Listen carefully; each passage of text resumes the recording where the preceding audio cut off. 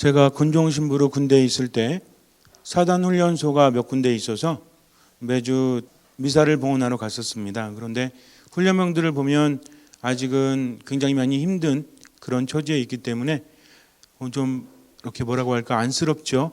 그래서 어떻게 하면 좀 더 잘해줄 수 있을까 생각하는데 오늘 미사를 하는데 성체를 모실 때 그리스도의 몸 그러면 어떻게 해야 돼요? 아멘 해야 되죠. 근데 한 아이가 라면 그러는 거예요. 그래서 깜짝 놀라가지고 그리스도의 몸 그랬더니 라면 그래요. 그리스도의 몸 그랬더니 그때 깨닫고 아멘 그러더라고요. 그래서 미사 끝나고 나서 물어봤습니다. 야, 너 왜 라면이라고 그랬니? 그랬더니 어제 저녁부터 라면이 되게 먹고 싶었대요. 그런데 끓여달라고 해서 뭐 군대에서 막 라면을 끓여줍니까? 그렇지 않죠. PX 가서 먹는다고 하는데 훈련병들은 그렇게 할 수도 없죠. 그러니까 라면 먹고 싶다 그랬는데 갑자기 자기가 말을 해야 되니까 아멘이 라면으로 튀어나왔다는 거죠. 그래서 라면을 끓여줬습니다. 굉장히 맛있게 먹더라고요. 우리가 의식하지 못하지만 마음 안에 있는 것들이 겉으로 나오게 되어 있습니다. 이게 참 오묘해요. 때로는 정말 먹고 싶은 것 또는 관심 있는 것이 튀어나오기도 하지만 때로는 나도 모르게 어떤 상대방이나 환경에 대한 피드백이 내 안에서 내 마음을 통해서 전혀 다른 형태로 나가기도 한다는 거죠. 똑같은 상황에도 다른 반응을 하지 않습니까? 힘든 과정 안에서도 어떤 사람은 긍정적으로 힘을 내기도 하지만 어떤 사람은 부정적으로 역시 안 돼. 나는 글렀어. 이번 생은 틀렸어. 이런 식으로 하면서 스스로 부정적으로 평가를 내려버리기도 합니다. 그러니까 가장 중요한 것은 주변 환경이나 상황 또는 사람이 아니라 그것을 받아들이는 누구예요? 나라는 거죠. 겉으로 볼 때는 알 수 없습니다. 내 안에는 여러 가지 상처들이 있고 또 여러 가지 경험들이 있어서 어떤 사건이나 사람에 대해서 내 안에서 평가를 한다는 거죠. 판단을 합니다. 그리고 결정을 내린다는 거죠. 근데 우리는 내면을 바라보지 못하고 자꾸만 어디만 봐요? 밖만 바라본다는 거죠. 그래서 저 사람 때문에 나는 힘들어. 이런 상황 때문에 나는 이미 틀렸어. 이렇게 부정적인 평가를 내리기도 한다는 것입니다. 세상은 웬만해선 바뀌지 않습니다. 그래도 바꿀 수 있는 가능성이 있는 건 누구예요? 나라는 거죠. 그래서 우리 희망을 갖죠.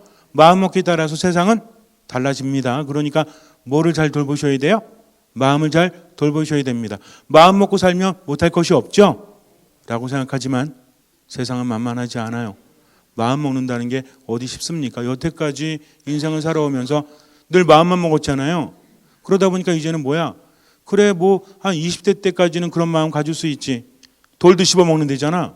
저는 20대 때 돌을 씹어 먹은 적이 없어가지고 20대를 보면서 30대 40대가 그렇게 이야기하죠. 30대는 20대를 보면서 40대는 30대를 보면서 50대는 40대를 보면서 그런 이야기를 합니다. 그러나 그것이 참 쉽지가 않아요. 우리 엄마 아빠들이 그러죠. 아이들한테 야 내가 네 나이가 되면은 내가 너처럼 지금 초등학교 또는 중학교 고등학교로 돌아가면 아빠 엄마는 세상에서 공부가 제일 쉽더라 라고 말하죠. 실제로 되면 될 것 같아요? 그렇지 않아요. 세상이라는 것은 안 해봤을 때는 만만해도요. 실제로 겪어보면 그렇지 않습니다. 세상에 쉬운 문제는 하나도 없어요. 우리가 축구 경기라든지 야구 경기도 볼 때는 답답해 미치죠. 근데 뛰면 어떻게 될까요? 죽을지도 몰라요. 겉에서 볼 때와 직접 하는 것은 완전히 다르다는 겁니다. 그러니까 아무리 내 마음을 탓하고 그래봤자 달라질 수 있는 것도 없고 헛된 희망으로 마음을 다져봤자 변하는 건 아무것도 없다는 거죠. 스스로 속이면 안 돼요. 우리가 인정할 건 인정해야 됩니다. 세상에 마음대로 되는 것이 있어요? 없어요? 없어요. 마음 먹은다고 다 됩니까? 그렇지도 않습니다. 되는 사람도 있겠죠. 하지만 안 되는 사람들이 더 많아요. 우리는요. 능동적으로 세상을 살아간다라고 하지만 그렇지 않아요. 삶의 흐름도 마찬가지입니다. 나도 모르게 내 안에 있는 것들이 나를 왜곡되게 만든다는 거죠. 분명히 그렇게 말하려고 하지 않았어요. 분명히 그런 선택을 하려고 하지 않았습니다. 그런데 어떤 상황이 되면 나도 모르게 내가 정말 원치 않는 말을 하고 내가 원치 않는 행동을 할 때가 있습니까? 없습니까? 있다라는 거죠. 나 왜 이러지? 정말 이거 절대 하지 말아야 되겠다라고 그렇게 각오했는데 방금 전까지 되뇌었는데 나는 전혀 다른 행동을 하고 있을 때가 있다라는 거죠. 이것을 인정할 수 있어야 됩니다. 내 것이라고 해서 마음대로 되지 않아요.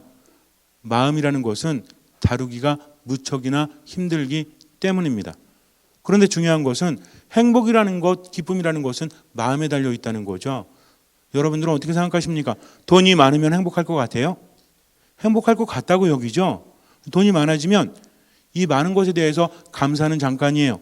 그 다음에 나는 돈을 소유하지만 돈은 뭘 갖는지 알아요? 내 마음을 갖습니다. 그래서 더 많은 것들을 추구하기도 해요. 그래서 점점 더 힘들어지기도 합니다. 물론 우리 청년들은 이런 생각을 하죠. 요즘에 취업난도 힘들고 그러니까 뭐 마음을 빼앗긴다고 할지라도 돈이 좀 많아봤으면 좋겠어요 라고 생각을 할 수도 있습니다. 돈은요 만만한 것이 아닙니다. 꼭 가져보지 않아도 빨리 깨달아야 돼요. 뭐가 찍어 먹어봐야 된장인지 뭔지 알 수 있는 건 아니잖아요. 그죠? 타산지석이란 말이 있지 않습니까? 다른 사람의 인생을 보고 내가 배울 줄 알아야 한다는 겁니다. 세계적인 갑부들 중에서 행복을 느낀 사람이 많지 않아요. 물론 없지는 않습니다. 그러나 그 사람들은 전혀 다른 삶을 살아가고 있다는 거죠. 우리도 마찬가지입니다. 내 마음을 제대로 들여다보지 않으면 세상을 살면서 절대로 행복할 수 없다는 거죠. 그래서 모든 것이 마음에 달렸다. 마음에 꺼리낌이 없어야 된다. 마음에서 즐거움이 있어야 되고 마음에 걸리는 것을 하면 안 된다라고 해서 뭐에 따라 살라고 그래요? 양심에 따라 살라고 하죠. 근데 이 양심이 세상 사람들이 말하는 양심과 우리가 말하는 양심은 같습니까? 다릅니까? 굉장히 중요합니다. 여러분들 잘 생각해 보셔야 돼요. 눈에 보이지 않는 양심을 제대로 파악하기만 하면 그때부터 삶은 변화되기 때문입니다. 양심은 내 것이 아닙니다. 신앙인들에게 있어서 양심은 뭐라고 했죠? 기억나십니까? 은밀한 지성소라고 했죠. 자, 따라하세요. 은밀한 지성소. 은밀한 지성소라는 것은 성전이 있고 그 안에, 성전에는 일반 사람들 다 들어갈 수 있습니다. 그런데 그 안에 지성소에는 아무나 들어갈 수 없고 정해진 사제만 들어갈 수 있다는 거죠. 거기 하느님께서 계신 곳이기 때문에 그래요. 그런데 내 안에 있는 은밀한 지성소에는 일단 하느님이 계시고 누가 들어갈 수 있죠? 내가 들어갈 수 있다는 것입니다. 하느님은 빛이시죠. 하느님이 계신 곳에는 빛이 있다라고 우리는 생각을 합니다. 세상에도 빛이 없으면 어떻게 돼요? 밤에는 빛이 없는 게 아니죠. 아침에 되면 또 태양이 떠오르지 않습니까? 우리가 느끼지 못할 뿐이지. 그런데 빛이 완전히 사라지게 되면 인간은 더 이상 살아갈 수 없다는 거죠. 그래서 빛은 생명력입니다. 빛은 뭐라고요? 생명력이라고요. 생명력이 있어도 빛이 사라지게 되면 더 이상 생명력을 얻을 데가 없습니다. 내 안에 하느님의 자리가 점점 작아지잖아요. 그러면 빛이 점점 사라지게 됩니다. 마음의 병이 나를 힘들게 해요. 우울함, 슬픔, 괴로움, 부정적인 감정들, 이런 것들을 보니까 결핍이죠. 그렇지 않습니까? 그냥 슬프지만 않으면 돼요. 살아가면서 우리를 힘들게 하는 것은 슬프다, 화가 난다, 이런 것보다는 무엇입니까? 기쁘지 않기 때문이죠. 평화롭지 않기 때문입니다. 행복하지 않기 때문이에요. 살맛이 나지 않기 때문입니다. 그러니까 결국은 뭐예요? 결핍이라는 거죠. 기쁨도 없고요. 행복도 없고 즐거움도 없어요. 의욕도 느끼지 못합니다. 이게 정말 문제라는 거죠. 왜 그렇습니까?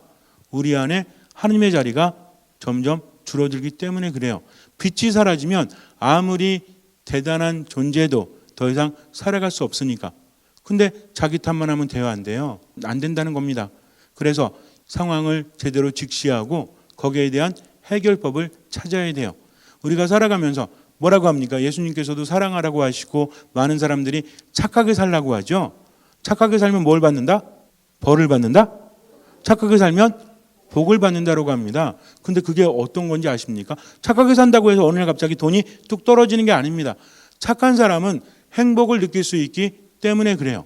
왜냐하면 착한 사람은 뭐에 따라 살기 때문에? 양심에 따라 살아가기 때문에 내가 이미 알고 있다는 거죠. 우리가 처음에는 그래요. 그냥 헛된 희망이 있을 때는요. 목표가 있을 때는 그래 돈 많이 벌자 아니면 뭘 하자 그래서 달려가지만 그것 때문에 행복해하지만 어느 정도 시기가 되잖아요. 이게 의미가 없어요. 내가 기쁨을 느끼지 못하면 아무리 돈 많이 벌자 해도 신나질 않아요.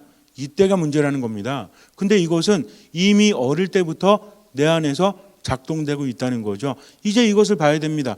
내 안에 있는 양심이 점점 힘을 잃어가고 생기를 잃어가면 나는 결핍을 느낄 수밖에 없다. 기쁘지 않고 행복하지 않고 뭐뭐하지 않다라는 거죠. 그러니까 결국은 내 양심이 생명력을 가질 수 있도록 누구 자리를 넓혀야 돼요? 하느님의 자리를 넓혀가야 한다는 겁니다. 그러다 보면 내 안에서 기쁨을 느끼죠. 어떤 열매를 맺습니까? 내 안에 있는 것이 밖으로 나올 수밖에 없다고 했죠. 아까도 우리가 말하는 것도 내 안에 있는 마음이 나온다고 했죠. 행동하는 것도 마찬가지입니다. 내가 누군가에게 친절하게 대한다는 것은 왜 그래요? 내 마음이 즐겁기 때문에 그래요? 아니면 짜증나기 때문에 그래요? 내 마음이 즐겁기 때문에 그래요. 얼굴에 드러나지 않습니까? 미소를 짓고 말이 부드러워지고 행동이 긍정적이 됩니다. 근데 내 마음속에 기쁨이 없잖아요. 행복이 없잖아요. 처음에는 그냥 참아가면서 친절하려고 애를 써보지만 나중에 어떻게 됩니까? 폭발하게 되죠. 더 이상 어떻게 친절하지 못해요. 더 이상 선행을 베풀지도 못합니다. 누군가를 도와준다? 겉으로 볼 때는 배려하고 도와주는 거죠. 내면을 보면 어떻습니까? 기쁨이 가득한 사람은 인생을 깨닫기 때문에 기꺼이 내어줄 줄 안다는 거죠. 근데 그렇지 않은 사람은 어때요? 어떤 핑계를 대서라도 절대로 다른 사람에게 내어주지 않습니다. 왜? 내 스스로가 기쁘지 않고 행복하지 않으니까 베풀어 줄 수 없다는 거죠. 예수님 뭐라고 하십니까? 좋은 나무는 좋은 열매를 맺는데요. 나쁜 나무는 나쁜 열매를 맺는데요. 그럴 수밖에 없습니다.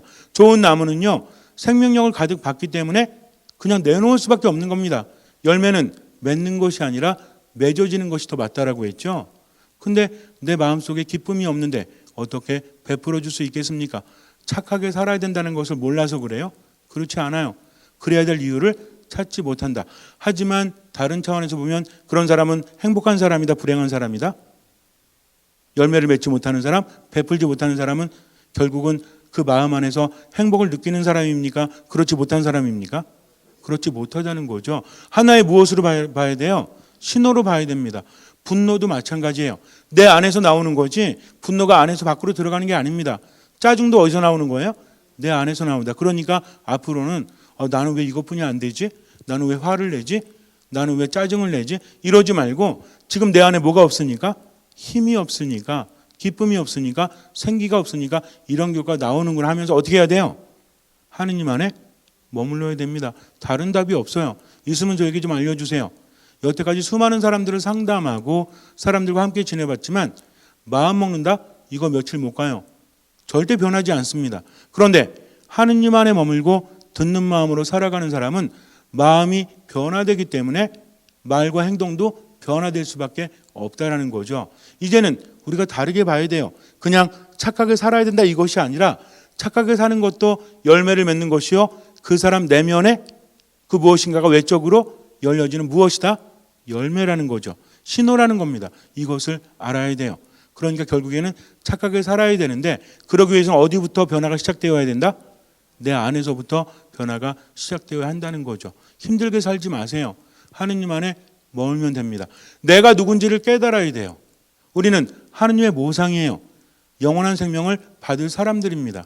그러니까 그 희망을 가지고 지금을 살아갈 수 있어야 한다는 거죠. 근데 자꾸만 두려워하고 자꾸만 여기저기 슬픔, 괴로움에 휘둘리면 됩니까? 안 됩니까? 안 돼요. 자기 자신을 제대로 알아야 됩니다. 여러분들이 성당에 와서 미사를 봉헌한다는 것은, 기도할 수 있다는 것은 바로 하느님의 자녀이기 때문에 그래요. 예전에 제가 어떤 동영상을 보는데 그 벌꿀 오소리, 이 벌꿀 오소리라는 그 동물의 동영상을 봤어요. 근데 얘가 생긴 게 좀 이렇게 좀 멍청하게 생겼습니다. 이렇게 걸어가는데 갑자기 저쪽에 보니까 이 벌들이 이 꿀을 막 모으고 있는 거예요, 벌통에. 근데 얘가 딱 가더니 배가 고프니까 막 먹어요, 그거를. 벌들이 어떻게 하겠습니까? 많이 드세요, 그래요? 막 쏘겠죠? 몇백 방, 몇천 방을 맞는데도 얘는 아랑곳하지 않고 먹습니다. 얘는 용기가 있는 걸까요? 어떻게 생각하세요? 참을성이 좋은 걸까요? 아니죠. 참을만 하니까 참겠죠. 이게 마음 먹기에 따라 달라지는 게 아닙니다. 무슨 얘기인지 아시겠습니까? 여러분도 한번 해보세요. 그러면 그 여기 산에 가가지고 벌통 하나 발견한 다음에 내가 마음 먹어야지 하고 가서 꿀 한번 먹어보세요. 어떻게 되나? 아주 위험하죠. 그것은 그 안에 내성이 있기 때문입니다. 그런데 그 먹고 나서 이제 막 쏘이죠. 그 아랑곳하지 않고 먹어요. 그리고 또 이렇게 지나가는데 저쪽에 얘가 배고프면 뱀도 먹는데요. 근데 배고프니까 아무 뱀이나 막 먹어. 킹코브라가 딱 있어요. 킹코브라는 함부로 먹으면 안 되죠? 왜 안 돼요? 물리잖아요. 그래갖고 얘가 먹으려고 했는데 얘 물렸어. 물려온데도 아랑곳하지 않고 먹더라고요. 그러다가 이제 뭐가 퍼져요? 독이 퍼지니까 이렇게 쓰러졌어요. 이렇게 죽었구나 해서 생각했는데 몸이 마비돼가지고 발발 떨립니다. 이렇게 그러다가 어느 정도 시간이 흐르니까 갑자기 눈을 떠요. 이렇게 근데 비실비실 하는데도 어떻게 하는지 아세요? 또 먹어. 그러더니 또 걸어가더라고요. 제가 뭘 느꼈냐면 야, 얘는 정말 대단하다. 근데 걔니까 그런 거죠. 어느 날 갑자기 토끼가 걔를 보고 나서 나도 한번 해봐야지. 킹코브라 일로 와봐. 그럼 어떻게 될 것 같아요? 죽죠. 이건 마음먹기에 따라 다른 게 아닙니다. 그 능력이 그렇게 되기 때문이죠. 근데 우리 인간은 달라요. 스스로의 가치를 알지 못하면 질 수밖에 없어요. 그러니 가장 중요한 것은 우리는 하느님 안에 머물면서 행복해야 되는 존재다. 갖지 못함에 대해서 내가 막혔다고 해서 좌절하면 된다 안 된다? 안 된다는 거죠. 희망을 가지고 어떻게 하면 돼요? 지금 최선을 다하면 됩니다. 근데 이게 쉬울 것 같아요. 기도하지 않는데 되겠습니까? 조금 힘들 때 가가지고 하느님 도와주세요. 스스로가 느끼질 못해요. 평상시에도 하느님 안에 온전히 머물러야만 그때가 됐을 때 하느님의 힘을 느낄 수 있다라는 거죠. 그러니까 어려울 때만 하느님 찾지 말고 평상시에 생기가 돋아날 수 있도록 뿌리를 깊이 박으라는 거죠. 커다란 나무가 어떻습니까? 뿌리를 땅속 깊이 박고 꾸준히 뭘 빨아들여요? 물을 빨아들이고 양분을 빨아들이죠. 우리도 그래야 돼요. 힘들 때만 하느님 찾는 것이 아니라 평상시에 어디에 뿌리를 박고 하느님께 뿌리를 박고 어떤 마음으로? 듣는 마음으로. 어떤 마음으로? 듣는 마음으로. 이게 가장 중요합니다. 하느님의 말씀에 귀를 기울일 때 나는 양분을 빨아들이게 돼요. 그러면 생명력이 넘쳐흐릅니다. 마음부터 변해요. 그럼 뭐가 변하는지 아세요? 말이 변해요. 그리고 행동이 변합니다. 예수님 말씀을 깨닫게 돼요. 아, 그래서 좋은 나무는 좋은 열매를 맺을 수밖에 없구나. 정말 행복한 사람은 마음속 창고에서 선한 것을 꺼내놓을 수밖에 없구나. 그러나 행복하지 않은 사람은 악한 것을 꺼내놓을 수밖에 없구나 라고 깨닫게 되고 그 다음부터 인생은 변화되게 됩니다. 믿음이란 무엇이라고 했죠? 뭔가를 하는 것이 아니라 하느님께 얼만큼 맡기느냐, 바로 그것이라고 했습니다. 사랑하는 여러분, 그냥 몸만 와서 앉아있다고 해서 하느님 느낄 수 있는 거 아닙니다. 여러분들 하느님 안에 머물고 싶지 않아요? 그러면 어떤 마음으로? 듣는 마음으로 최선을 다해서 겸손하게 지금은 살아가면 돼요. 어렵게 생각하지 마세요. 지금만 살아가면 됩니다. 뭘 보면서? 내 마음을 바라보면서 잠시 눈을 감으세요. 때로는 화가 날 때도 있습니다. 때로는 짜증날 때도 있죠. 힘겨울 때도 있어요. 나는 왜 이러지? 이렇게 생각하지 말고요. 아, 지금 내 마음속에 여유가 없구나.